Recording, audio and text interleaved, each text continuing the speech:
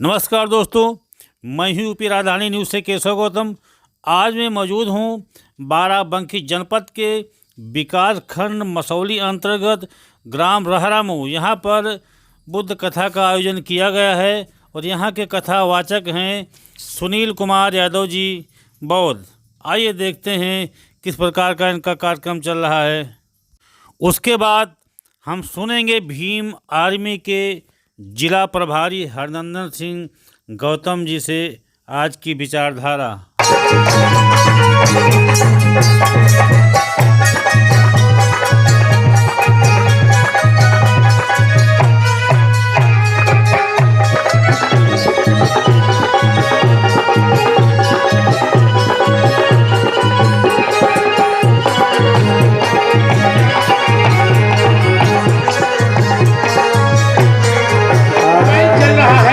UP राजधानी news जो आज आपकी खबर पूरे देश में कम से कम लाखों लाख लोग कल तक देख चुके होंगे।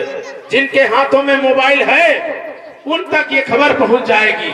तो हम केशवराम गौतम साहब को हृदय की गहराइयों से धन्यवाद देते हैं कि लखनऊ से चलकर हमारे बीच में बुद्ध जो है, जिस समय पैदा हुए उस समय जातियां नहीं थी, गोत्र थे। शाक्य वंश, कोली वंश, मौर्य वंश, इस तरह के क्षत्रिय वंश, इस तरह के गोत्र थे। और जब जातियां नहीं थी तो भगवान बुद्ध हमारे भी वंशज हैं और यादव समाज के भी वंशज हैं, कुर्मी समाज के वंशज हैं और बैकवर्ड समाज के वंशज हैं, क्षत्रिय समाज के वंशज हैं। सारे लोगों के वंशज भगवान बुद्ध हैं।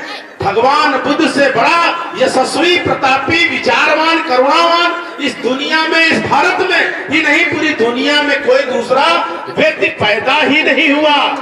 अगर पैदा होता तो उसके विचार भगवान बुद्ध से ज्यादा होते।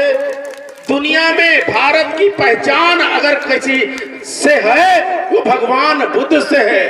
हमारे देश में पैदा हुए 135 किलोमीटर दूर श्रावस्ती में घर था।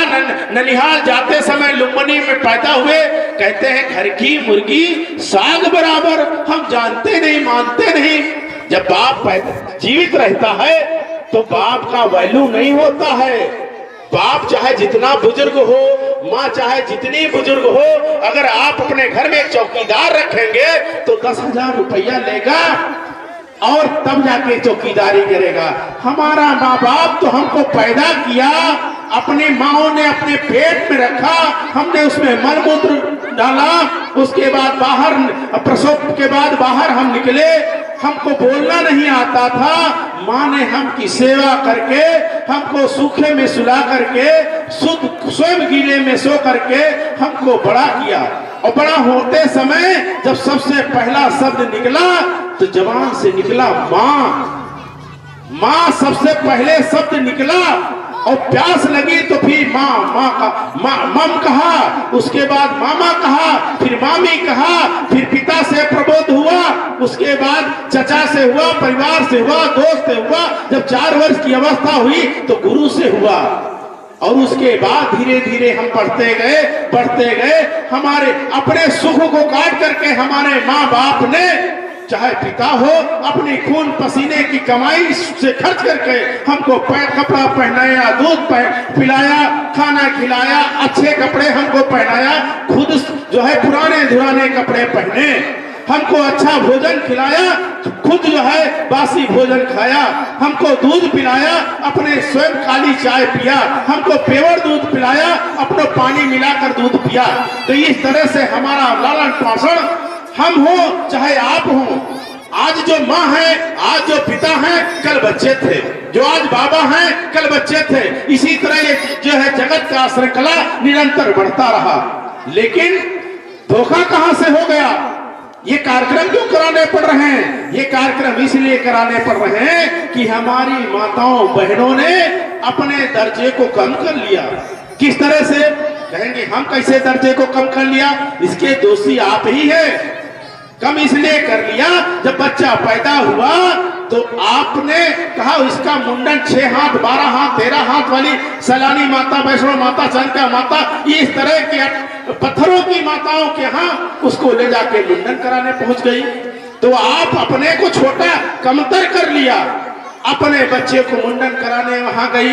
अरे आप भगवान हैं, आप जीवित भगवान हैं, अगर किसी का मुंडन ही कराना है तो अपने चरणों में करा लीजिए।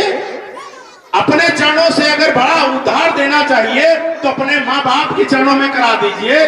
उससे भी आगे पीढ़ी में जाना है तो जहां पर आपके पूर्वज दफन है और समाधि बनी वहां पर करा दीजिए, बाबा साहब की प्रतिमा पर करा दीजिए। लेकिन हम इससे संतुष्ट नहीं होते हैं। हम जब तक वहां नहीं जाएंगे तब तक संतुष्ट नहीं होंगे। जाते समय ट्रैक्टर पलट जाता है, जाते समय जाम लग जाता है, जाते समय हमको भूख लग जाती है, वहां जाते समय हमारी जेब कट जाती है, लेकिन हमको समझ में नहीं आता है। क्यों नहीं समझ में आता है?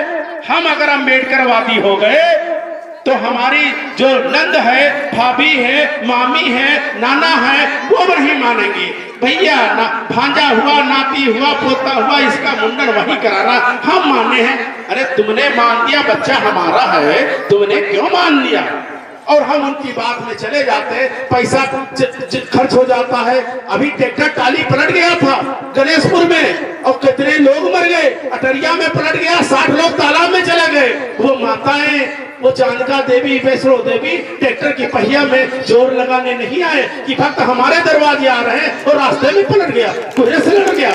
तो उसमें शक्ति नहीं है, शक्ति आप में है कि आपका लड़का अगर नाली में गिरने लगेगा तो आप पकड़ लेंगे, हमारे माँ बाप पकड़ लेंगे।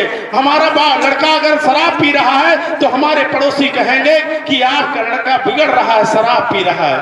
आपका लड़का तंबाकू खा रहा, शराब पी रहा, तो हमारे पड़ोसी ही ऐसी हैं। ये पत्थरों वाली देवियां, ये देवता, चाहे इसमें उनको इंक्लूड कर लीजिए, मैं बुराई नहीं करता हूं, इंक्लूड कर लीजिए। बाबा साहब की मूर्ति भी इंक्लूड कर लीजिए, बुद्ध की मूर्ति इंक्लूड कर लीजिए, क्योंकि ये मूर्तियों से हमारा कल्याण नहीं होने वाला। पत्थर तो वही भी है, इधर भी, उधर भी, इधर भी, उधर भी, तो पत्थर ही तो है। तो इस पत्थर से हम तोड़ करके छत लगा ले, लैट्रीन बना ले, मूर्ति बना ले, 12 हाथ वाली बना ले, 13 हाथ वाली, कल्याण नहीं होगा। बाबा साहब खुद ने कहा है कि हमको मूर्तियों में ढूंढोगे नहीं पाओगे, मैं तो असली जीवित आत्मा किताबों में मिलूंगा। बाबा साहब की पोशाक देखिए, बाबा साहब का चेहरा देखिए, कोट पैंट टाई लगाए हुए, बाल खींचे हुए, चश्मा लगाए हुए, भारत का संविधान लिए खड़े हैं। कितनी गौरव की बात है कि आपको बराबरी देने के लिए उनकी मूर्तियां भी आज संदेश दे रही हैं। किताब लिए हैं, वह किताब लिए हैं जिससे पूरे देश, पूरे विश्व में गरिमा हुई भारत की। जो किताब लिए हुए जिसमें जमार, पासी, नट, कंजर, बढ़िया, कुर्मी, काशी, है गड़िया, तेली, तंबोली, नाई, भुजी, कहार, लोहार, सुनार, साख, सैनी, मौर्य, कुशवाहा, हिंदू, मुसलमान, सिख, ईसाई एक लाइन में खड़ा किया है।